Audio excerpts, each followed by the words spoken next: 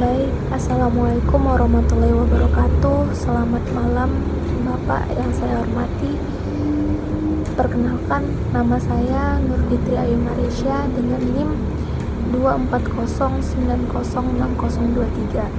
Nah, pada hari ini saya akan membawakan sebuah presentasi video mengenai fenomena klientelisme dan politik uang pada pemilu 2024 yang meliputi penelitian di kota Cirebon Dapil 4 dalam perspektif sosiologi.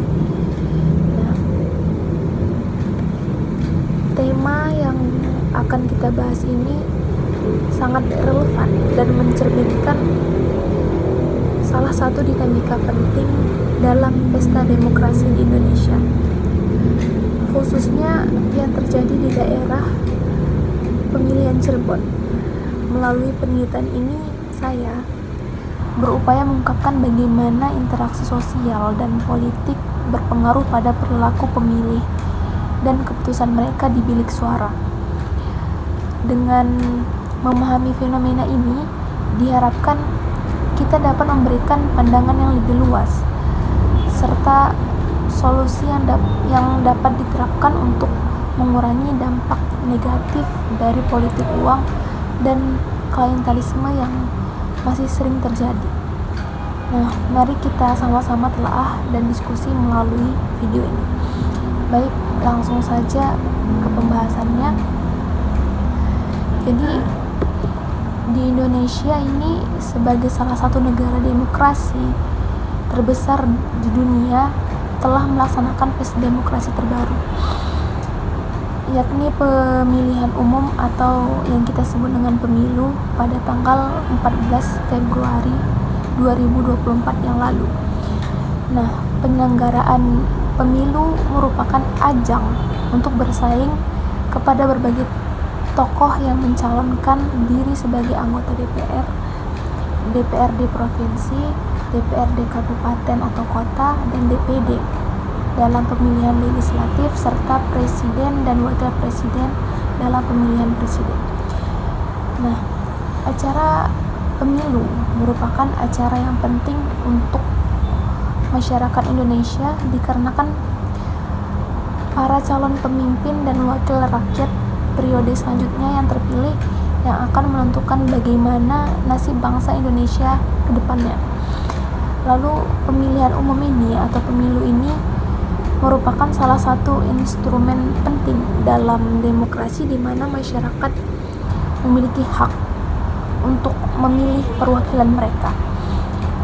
Namun dalam praktiknya seringkali terjadi fenomena yang dapat mengganggu integritas proses pemilu seperti klientelisme atau dalam bahasa Inggrisnya clientism dan politik uang atau money politik. Nah, kedua praktik tersebut digunakan oleh oknum tertentu dalam pemilu untuk mendapatkan suara dengan memanfaatkan masyarakat dengan imbalan tertentu. Nah, klientelisme adalah suatu bentuk hubungan politik yang melibatkan pertukaran antara dukungan politik dan imbalan material atau non-material.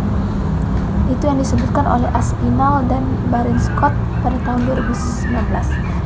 Nah, hal ini menggambarkan demokrasi patronase di mana mobilisasi elektoral utama mengambil bentuk klientelistik. Sementara itu, fenomena politik uang terjadi di masyarakat dikarenakan adanya simbiosis mutualisme kepada kedua pihak, ya, yang saling menguntungkan. Untuk para calon, mereka akan mendapatkan suara, sedangkan untuk masyarakat yang memilihnya akan mendapatkan imbalan berupa uang. Praktik ini sendiri hanya terjadi pada kalangan tertentu seperti ketua atau pemimpin organisasi, masyarakat awam, masyarakat kelas atas hingga bawah meskipun tidak semuanya. Itu yang disampaikan oleh Jama dan Sudirman pada tahun 2017. Nah, lalu oknum-oknum yang terikat dengan praktik-praktik tersebut mempunyai alasannya masing-masing dalam melakukan kegiatan tersebut. Lalu kemudian pada pemilu 2024 di kota Cirebon, daerah pilihan 4 ini, teramati adanya indikasi kuat dari kedua fenomena tersebut, di mana fenomena klientelisme sendiri sulit untuk ditemukan karena seringkali lebih bersifat rahasia dan hanya orang-orang tertentu yang mengetahuinya. Akan tetapi pada masa kampanye terjadi penyebaran berita mengenai praktik ini dengan adanya kontrak politik yang dilakukan oleh salah satu caleg dengan masyarakat daerah tertentu. Bukti terjadinya fenomena ini banyak ditemukan ketika melakukan wawancara kepada para caleg dan masyarakat tertentu yang mengaku melakukan kontrak politik maupun kerjasama jangka panjang dengan memberikan imbalan tertentu untuk mendapatkan dukungan politik. Nah, sedangkan untuk bukti dari adanya praktik politik uang, terdapat sejumlah daftar nama warga yang datang untuk meminta uang secara terang-terangan kepada salah satu calon DPRD daerah pilihan 4 dengan total sekitar 27 orang yang hanya berasal dari satu kompleks saja. Tentu saja masih ada banyak orang yang berasal dari kompleks lainnya, orang-orang yang terdaftar dalam catatan ditulis nama beserta alamatnya. Nah, kemudian diperiksa ketika pemilu dilaksanakan, di mana pemeriksaan suara dilakukan dengan total orang yang memilih calon DPRD daerah pilihan tersebut dan membandingkannya dengan total orang yang meminta uang dari daerah tersebut. Lalu hasilnya banyak yang membelot bahwa hal ini jelas mudah terjadi karena dalam praktik politik uang tidak ada namanya pengawasan maupun hubungan yang berlanjut sehingga seseorang dengan mudah mengganti pilihan calon politiknya kepada calon yang memberikan uang yang lebih besar. Lalu kemudian ada hasil penelitian dari jurnal La Jama dan La Sudirman pada tahun 2017 bahwasanya menyebutkan bahwa praktik seperti klientelisme dan politik uang yang menyebabkan masyarakat lebih mengutamakan calon yang memberikan uang tanpa memperhatikan kemampuan dan kualitas calon tersebut. Begitu juga dalam jurnal karya Ujang Komarudin dan Pitut Pramuji pada tahun 2003 dan Hasan Basri pada tahun 2020 yang mengatakan bahwa dengan adanya kedua praktik ini menyebabkan menguatnya salah satu kelompok sehingga dapat mempengaruhi preferensi politik masyarakat, di mana dengan maraknya praktik klientelisme ini dan politik uang ini dapat merusak proses demokrasi dan pembangunan negara di berbagai sektor seperti ekonomi, kesejahteraan sosial, dan birokrasi di Indonesia. Nah, hal ini tentunya menjadi perhatian serius ya, mengingat dampak negatif yang dapat ditimbulkan seperti terganggunya prinsip keadilan atau yang disebut dengan fairness dan kesetaraan atau equality dalam pemilu serta berpotensi merusak kualitas demokrasi. Lalu fenomena ini terjadi di dalam masyarakat sehingga diperlukannya perspektif sosiologi dalam mengamati fenomena yang terjadi. Oleh karena itu, peneliti ingin melakukan penelitian mengenai fenomena klientelisme dan politik uang yang terjadi di kota Cirebon daerah pilihan 4 untuk mengetahui faktor penyebab dan persepsi masyarakat maupun caleg di kota Cirebon dapil 4 terhadap fenomena klientelisme dan politik uang. Nah, jadi secara garis besar, klientelisme adalah suatu bentuk hubungan politik yang melibatkan pertukaran antara dukungan politik dan imbalan material ataupun non-material dengan bekerja sama dalam jangka waktu yang lama. Sementara itu, politik uang merujuk pada praktik pemberian uang atau materi lainnya kepada pemilih dalam rangka mempengaruhi pilihan mereka yang dilakukan dalam jangka waktu pendek. Contoh yang sering kita dengar saat ini adalah, atau yang sangat familiar adalah serangan fajar. Nah, kedua praktik tersebut sering terjadi di Indonesia, terutama ketika diadakannya pemilu. Yang menjadi faktor pendorong terjadinya praktik tersebut di Indonesia diantaranya kemiskinan, lalu ada rendahnya pemahaman dan pengetahuan masyarakat mengenai politik serta budaya jangan tolak pemberian atau rezeki harus diterima, di mana hal ini akan dimanfaatkan oleh oknum tertentu untuk mencapai tujuannya. Nah, kata-kata ini disampaikan oleh Soleh dan Susilawati pada tahun 2018. Nah, selanjutnya ada teori pilihan rasional oleh James S.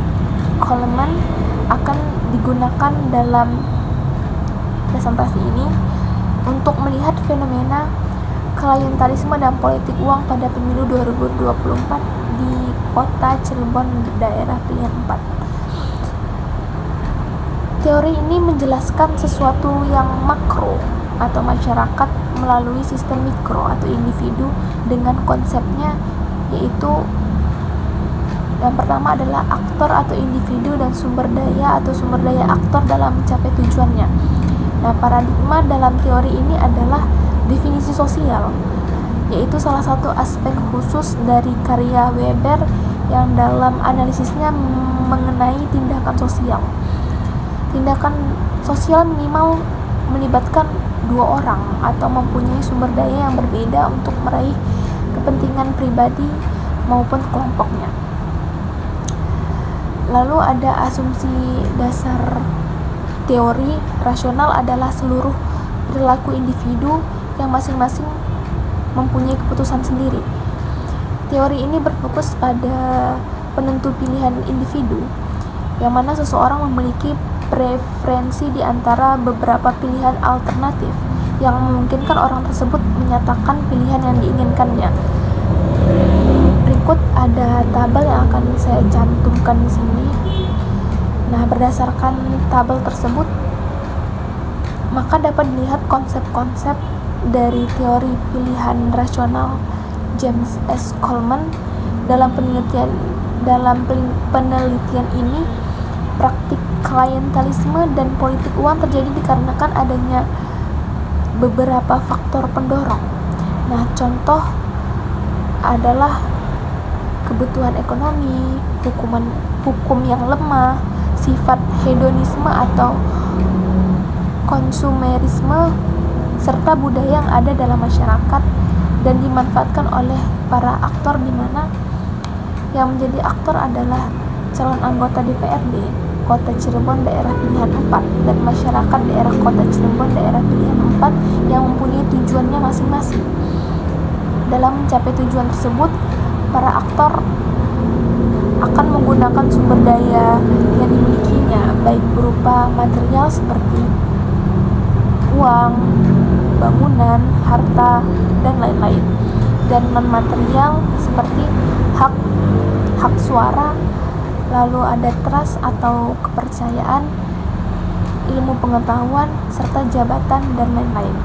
Nah, dalam hal ini, oknum calon DPRD Kota Cirebon daerah pilihan 4 akan menggunakan cara klientelisme maupun politik uang dengan sumber dayanya berupa uang, jabatan, maupun janji untuk memberikan kursi atau posisi tertentu dalam perusahaan, organisasi, dan lain-lain, untuk diberikan kepada oknum masyarakat daerah Kota Cirebon daerah pilihan 4 ini agar mendapatkan sumber daya yang dimilikinya, yaitu berupa hak suara atau bahkan seorang tokoh masyarakat yang mempunyai kekuasaan di suatu daerah untuk menggiring warga setempat tersebut untuk memilih oknum calon DPRD tersebut.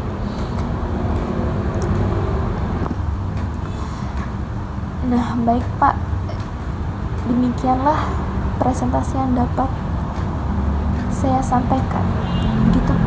Begitulah kira-kira penjelasan dari saya mengenai fenomena klientelisme dan politik uang pada pemilu tahun 2024 pada penelitian di Kota Cirebon daerah pilihan 4 dari perspektif sosiologi.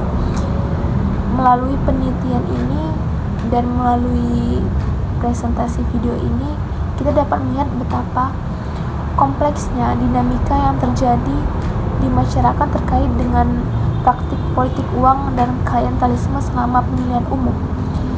Nah, saya berharap pembahasan kita hari ini dapat memberikan wawasan baru dan meningkatkan kesadaran kita semua tentang pentingnya integritas dan transparansi dalam proses demokrasi. Lalu mari kita bersama-sama berusaha untuk menciptakan pemilu yang lebih bersih dan adil untuk masa depan demokrasi yang lebih baik di Indonesia. Terima kasih atas perhatiannya, Pak, dan untuk orang-orang yang menonton video saya ini akan saya cantumkan di YouTube. Semoga informasi yang saya bagikan bermanfaat dan bisa menjadi titik awal untuk kita semua dalam memahami serta mengatasi masalah sosial politik ini. Saya sampai jumpa dan salam hangat untuk kita semua. Saya akhiri dengan Assalamualaikum warahmatullahi wabarakatuh.